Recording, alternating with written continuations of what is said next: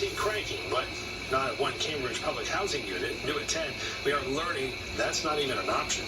Boston 25 News reporter Drew Caritas is live in Cambridge, where residents say they have heat inside their units, but not AC.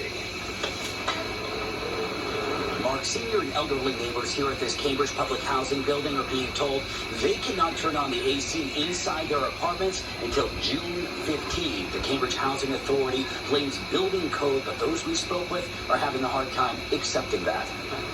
It's horrible. It's inhumane. The thermostat inside John A. Leah and James Fariabo's apartment shows their 7th floor unit at 86 degrees with 2 fans running.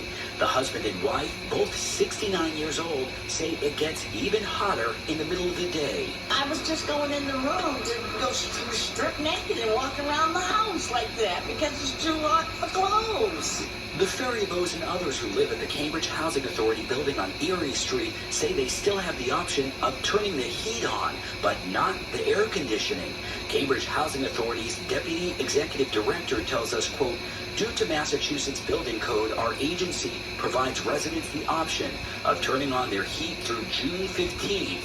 After that date, the system is switched over to provide air conditioning through September 15th. She goes on to say, quote, the Cambridge Housing Authority would strongly support a change to building code that would allow some discretion to building owners during these shoulder seasons where temperatures can fluctuate greatly from day to day and week to week. I'm a retired nurse. I know what can take somebody out of here.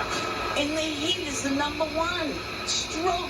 Over at the Torre Unidad public housing building in Boston South End, senior and elderly residents tell us they've been dealing with high temperatures inside stairwells.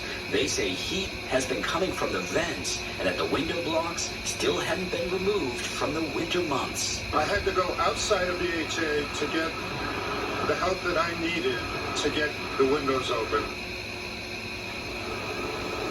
And a spokesperson for the Boston Housing Authority is telling us tonight that staff members were on site at that South End building yesterday and today, and that heaters are now off and windows are working properly. Back here in Cambridge, the Housing Authority tells us the system here at this building is designed to provide AC or heat, but not at the same time.